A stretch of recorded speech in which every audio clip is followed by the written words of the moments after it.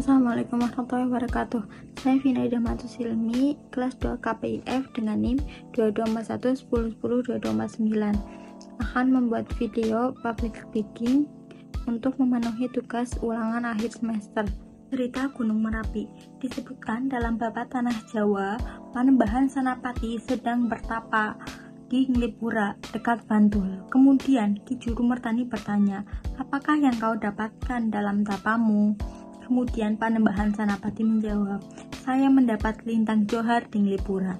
Kemudian Ki Juru Mertani bertanya lagi, "Apakah lintang johar bisa meredakan mara bahaya?" Kemudian Panembahan Senapati menjawab, "Tidak, Paman."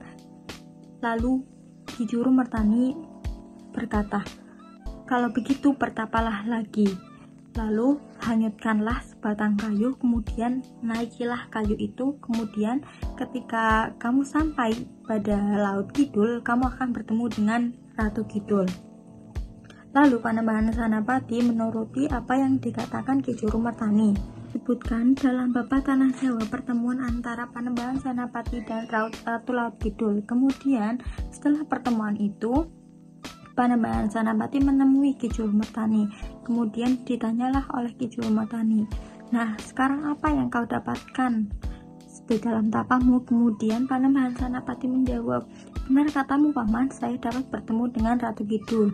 Kemudian setelah itu Ki Juru Mertani bertanya lagi, "Lantas apa yang kau dapatkan?" Kemudian Panembahan Senapati menjawab, "Saya mendapatkan minyak jaya gentong dan telur degan." Kemudian Ki Juru Mertani berkata, "Telur yang kau dapatkan itu bawakan kepada juru taman."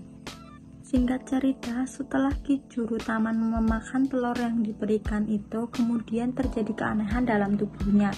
Kemudian Ki Juru Taman berubah menjadi raksasa, dan raksasa itu ditugaskan untuk menjaga Gunung Merapi, dimana ketika Gunung Merapi itu terjadi bencana, raksasa itulah yang menahan agar bencana itu tidak dialirkan ke daerah selatan atau tempat Keraton Yogyakarta. Itu alasan mengapa Keraton Yogyakarta itu jarang terkena bencana yang disebabkan oleh Gunung Merapi. Kemudian minyak jaya gentong diperintahkan agar dibuang, tapi sebelum dibuang diperintahkan agar diusapkan kepada anak laki-laki dan perempuan yang ada di situ.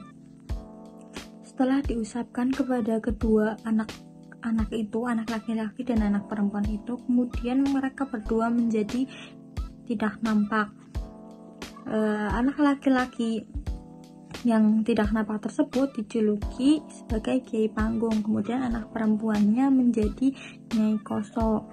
Sampai sekarang anak laki-laki dan anak perempuan itu masih dipercayai menjaga pohon beringin di sebelah utara masjid dan sebelah selatan Jalan Raya. Berikut adalah cerita singkat tentang cerita Gunung Merapi. Sekian, wassalamualaikum warahmatullahi wabarakatuh.